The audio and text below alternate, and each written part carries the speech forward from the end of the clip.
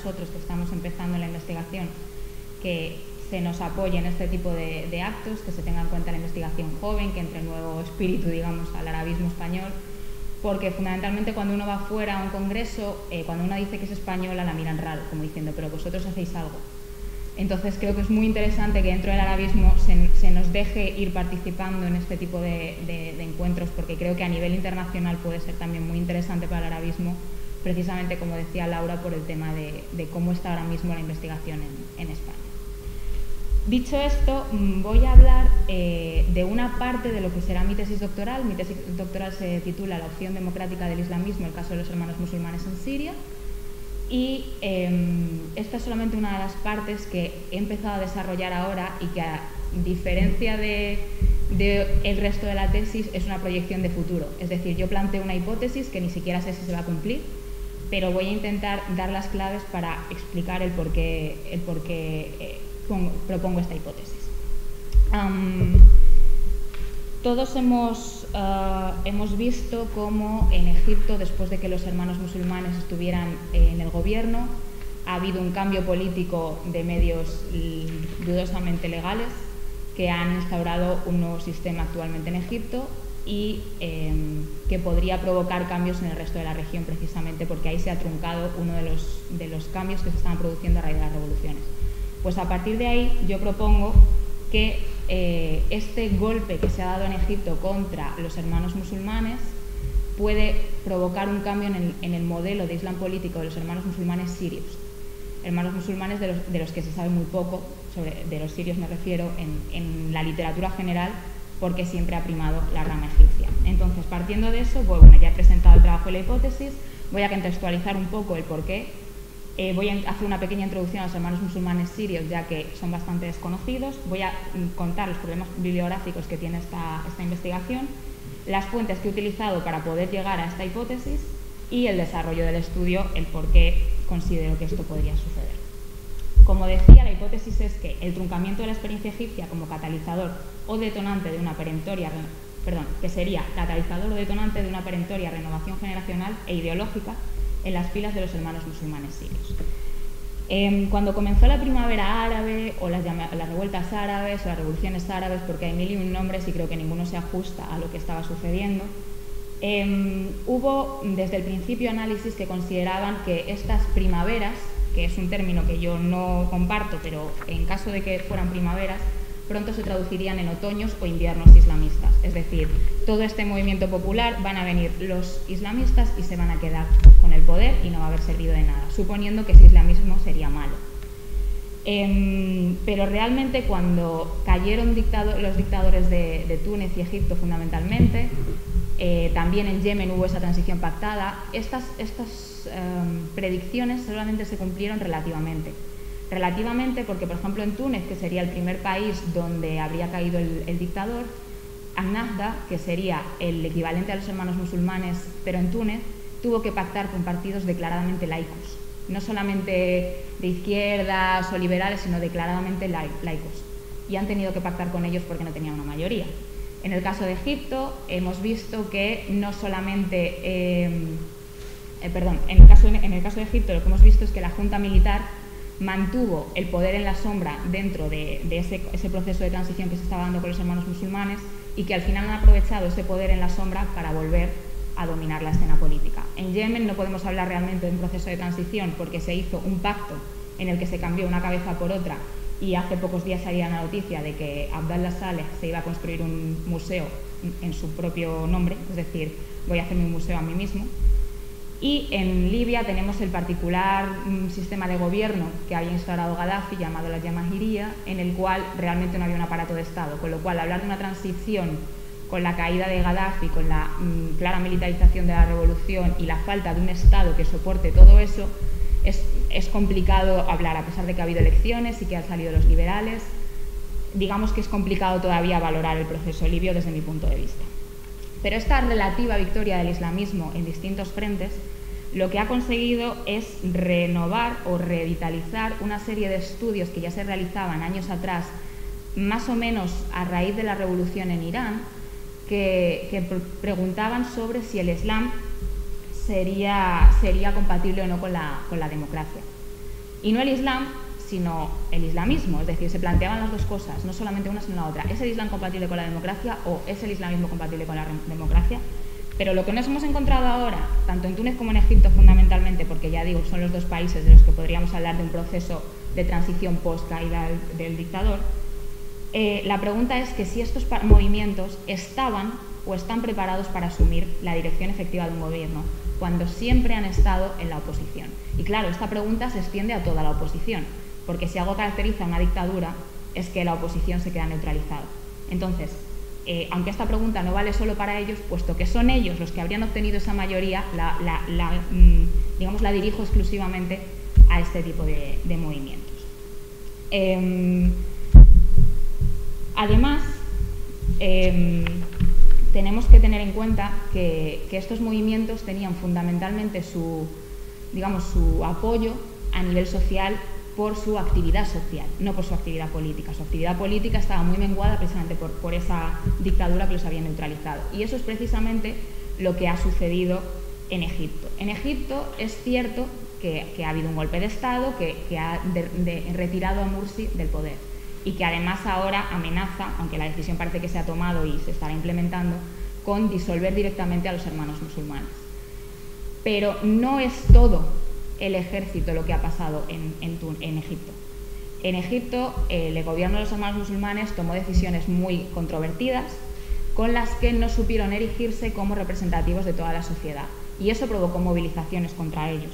Y esas movilizaciones han sido después aprovechadas. Pero lo que estaba claro es que ese modelo no había logrado, por distintos motivos, pero en ello también estaban los motivos ideológicos de una cierta fosilización ideológica de sus líderes o altos escalafones, dieron lugar a unas decisiones que no han sido representativas de toda la sociedad y que han provocado el descontento. En el mismo sentido, tenemos lo que ha sucedido en Túnez, que tenemos una serie de movimientos también islamistas, pero de otro tipo, que serían los salafistas, que están intentando contrarrestar el poder de An-Nahdha, con lo cual An-Nahdha también se está viendo con problemas porque está compitiendo por el público islámico con los salafistas, pero a la vez tiene que, digamos, agradar o ser representativo de los no islamistas, con lo cual An-Nahdha ahora mismo, que parecía estar en el movimiento transitorio más consolidado de las primaveras árabes, y repito que este término no me gusta demasiado, está teniendo también muchos problemas para llegar realmente a consolidar una transición.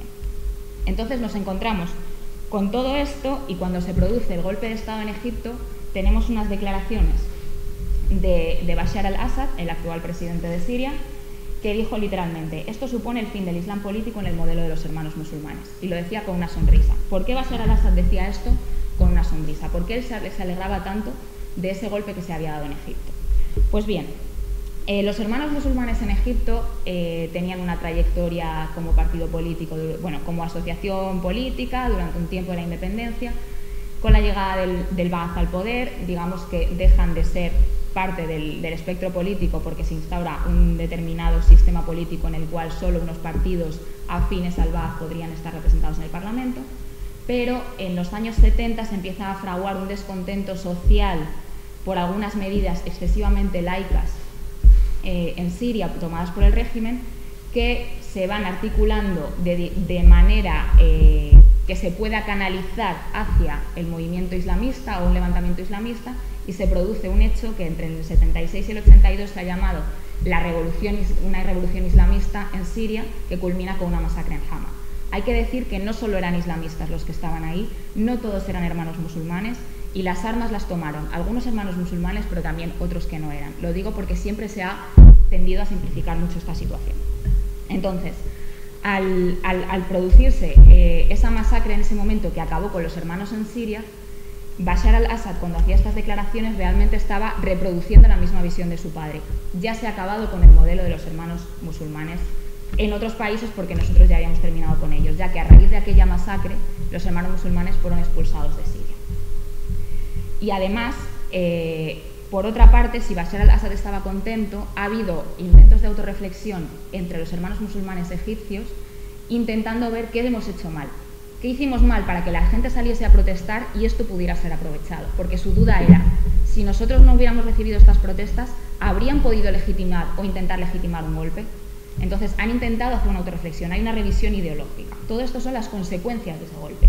Y por último estaría el caso de Túnez, que como decía está teniendo problemas para consolidar su transición, y los líderes políticos, empezando por el propio Ennahda, que no olvidemos son los hermanos musulmanes tunecinos, aunque ellos digan que no lo son literalmente, se han apresurado a decir lo siguiente: es que Túnez no es Egipto, porque quieren evitar que eso suceda también, bien por sentimiento nacionalista, pero también porque consideran que su modelo de islamismo no es el mismo. En el caso de Siria, el problema de analizar todo esto es que no hay bibliografía de los hermanos musulmanes a partir del año 82. En el año 82 los hermanos quedan erradicados físicamente de Siria, pero también bibliográficamente y académicamente. Recientemente han aparecido algunas publicaciones en las que se repasa un poco esa historia, su papel hasta ahora de la revolución, pero realmente en ese tiempo, y aquí cito literalmente a uno de los hermanos musulmanes a los que pude entrevistar, me decía que, bueno, en esa época es que estábamos todos desperdigados por distintos países y tampoco teníamos una gran actividad. Pero lo cierto es que sí había actividad, había intentos de volver a Siria y hubo una actividad de moderación del discurso muy importante. Una moderación del discurso que yo no califico de post-islamismo y rechazo el término. Rechazo el término porque los hermanos musulmanes sirios, desde la época de la independencia, y estoy hablando años 40, finales de los años 40, principios de los 50, participaban en el Parlamento y aceptaron algunas leyes que no comulgaban en absoluto con lo que se considera un ideario islamista. Por eso rechazo el concepto post-islamismo en el caso de Siria, porque si eran post-islamistas, nacieron post-islamistas. No todas las figuras, es cierto, pero sí una de sus corrientes, la corriente de una de las ciudades concretas de Siria, que es Alepo. Esa corriente siempre había sido mucho más moderada y partidaria de la participación en el gobierno, etc. Y durante esos años, esa era la facción que intentaba negociar con el régimen para volver a Siria y moderaba su discurso. Lo que pasa que no sería hasta el año 2000, cuando la llegada de Bashar al-Assad al poder, cuando intentarían retomar algún tipo de actividad en común. Siguiendo con los obstáculos que hay, es las reticencias a hacer declaraciones de esa época. Negociar con el régimen no está bien visto. No está bien visto por lo que está sucediendo ahora en Siria, que está habiendo una represión muy fuerte. Ellos no pueden hablar de que estaban negociando con el régimen, que les había reprimido cuando se están erigiendo como parte de una oposición política que se niega a negociar con el régimen. Entonces no quieren hablar de esta parte y es otro de los obstáculos en los que es complicado ver esa evolución ideológica.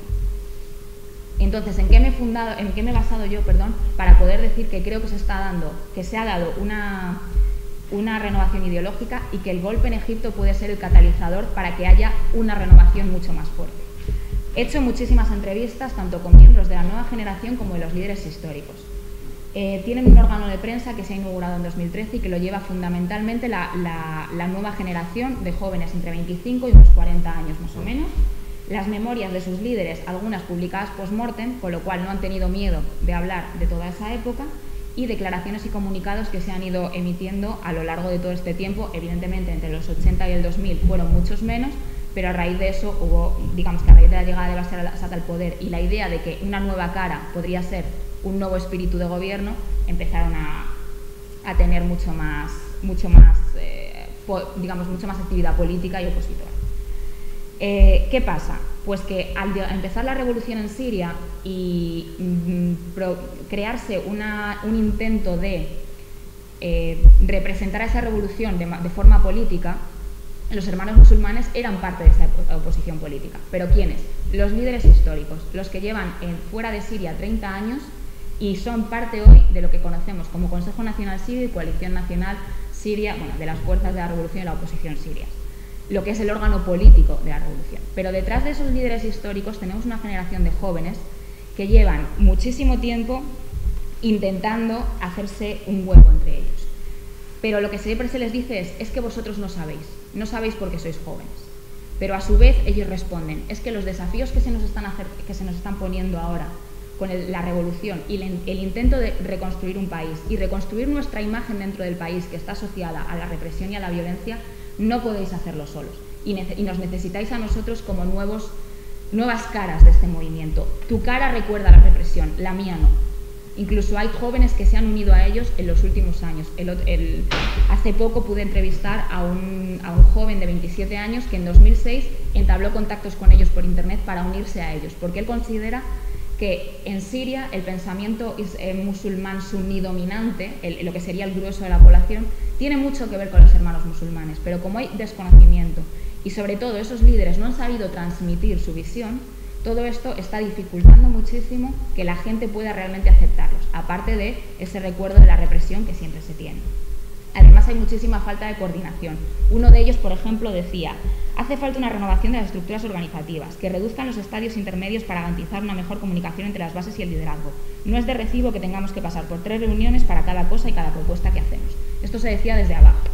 Pero no solo en el nivel estructural propio, sino que, por ejemplo, decían: necesitamos darnos a conocer en los medios sociales, no solamente con un órgano de prensa que se reparta en Siria, tenemos que usar Twitter y Facebook, y ellos no saben, nos tienen que dejar, no podemos estar consultándoles cada vez que queremos hacer una publicación en Twitter lo que ponemos, porque nosotros conocemos el pensamiento de los hermanos, conocemos a los fundadores de los hermanos y sobre todo el caso sirio.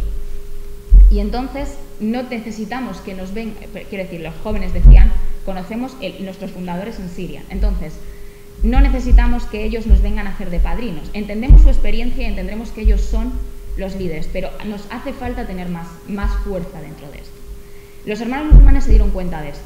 Se dieron cuenta de esto a principios de la revolución y en 2012 hicieron un congreso para los jóvenes de los hermanos musulmanes sirios, intentando apadrinarlos dentro del movimiento. Pero ellos dijeron que no. Estuvieron allí, coordinaron con ellos, pero ellos insisten: es que no queremos aprender de ellos, queremos que nos integren en sus estructuras porque traemos nuevas formas de entender la realidad, porque muchos de nosotros vivíamos en Siria y ellos no, y conocemos la realidad dentro de Siria. Y una de las mayores críticas que han hecho estos jóvenes, que a los mayores les ha costado más, es a la experiencia egipcia, y han dicho que Morsi se equivocó en muchos casos. Incluso uno de ellos llegó a decir que quizá el golpe fue un error, pero solo quizá, y me enfatizó muchísimo el quizá. El golpe contra Morsi quizá fue un error, porque considera que la experiencia de los hermanos musulmanes en Egipto estaba siendo no del todo satisfactoria para lo que son, o lo que él considera que debería ser una experiencia de los hermanos musulmanes. Y si uno analiza sus perfiles de las redes sociales, las críticas que se han dado tanto al golpe como a la ley de disolver a los hermanos musulmanes en Egipto ha sido por el hecho de disolver una organización política o porque se trata de un golpe contra la democracia, no contra los hermanos musulmanes, ni contra Morsi, ni contra la figura concreta, sino que la idea es que habéis truncado la transición, pero no que hayáis atentado contra los hermanos musulmanes, con lo cual esa idea de que existe una organización internacional de los hermanos musulmanes y que los hermanos musulmanes en Túnez, en Egipto y en Siria son todos iguales, cada vez se rompe más y cada uno tiene sus propias ideas. Veíamos al principio que Túnez decía: Túnez no es Egipto. En el caso de Siria, nuestro modelo no es el de los hermanos musulmanes egipcios, que es una de las cosas que más reiteran ellos. Y precisamente en esta división generacional tuve la oportunidad también de entrevistar a uno de los miembros del Consejo Nacional Sirio, o exmiembro del Consejo Nacional Sirio, que me decía: te voy a explicar una diferencia muy sencilla entre los hermanos musulmanes de primera generación y los que vienen detrás. Uno de ellos, de los mayores, no voy a citar nombres porque me han insistido muchísimo en que los nombres mejor no, porque ahora mismo la situación en Siria es muy compleja. Uno de los mayores, por ejemplo, si yo me siento con él en la mesa, ni siquiera me ofrecería alcohol. Mientras que si otro concreto de la nueva generación me pondría el vaso servido.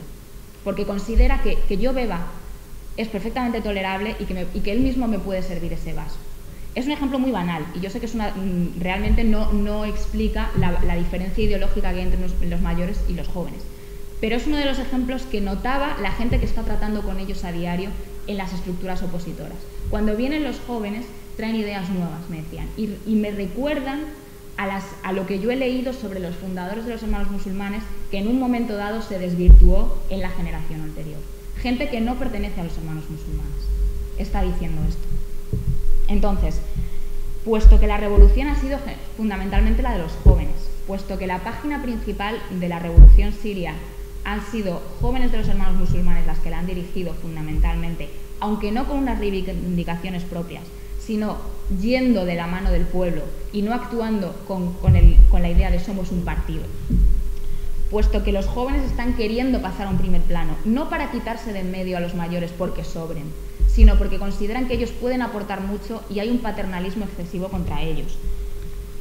Porque además hay muchísimas corrientes mucho más extremistas en su visión, que están teniendo mucho más réditos en el terreno, como sería, por ejemplo, el Frente Islámico, que es una asociación político-militar dentro de Siria que está avanzando sobre el terreno, y las brigadas que están asociadas a los hermanos musulmanes no tienen apenas avances, puesto que todos esos que están compitiendo por el espacio suní, por decirlo de alguna manera, dentro de Siria, pueden tener mucho más apoyo por el hecho de que en el terreno están dando resultados que los hermanos no están dando, y menos cuando se les asocia a otra época de Siria, porque los jóvenes no están en el primer plano. Porque además el régimen ha estado muchísimo tiempo haciendo propaganda contra los hermanos, considerándoles el azote de la libertad y el laicismo, porque ellos van a venir y van a instaurar un Estado islámico. Esa ha sido la propaganda del régimen todo el tiempo. Cuando todo esto se está dando, es claramente necesario que los jóvenes vengan a ocupar algún puesto o que sean al menos caras visibles. Y lo vimos, por ejemplo, en Egipto, cuando antes de incluso de llegar los hermanos musulmanes al poder, hubo secciones de los hermanos de las nuevas generaciones que se dividieron y hicieron sus propios partidos, digamos, de esas nuevas generaciones. En Siria ha pasado, pero de forma muy velada. Dentro de los hermanos musulmanes se creó una especie de pequeño partido al margen llamado Grupo de Acción Nacional, lo que pasa que algunos se retractaron. Y ellos justificaban su decisión diciendo, es que tardan mucho en tomar decisiones, es que cuando uno quiere hacer una declaración que tenga tintes ideológicos hay que consultar con ellos. Y esto no puede ser porque estamos en revolución y la revolución es continua. Cuando todo esto se ha dado, y viendo la experiencia que ha habido en Egipto de esa división entre jóvenes y mayores, si realmente los hermanos musulmanes no permiten que la nueva generación pase al primer plano, antes incluso de la caída del régimen podrían acabar dividiéndose. Y eso era lo que me decía uno de los entrevistados. Es que si no admiten este papel, se van a tener que enfrentar a divisiones, porque no están admitiéndonos tanto como deberían. Otros están muy contentos porque no tenían ninguna actividad previa.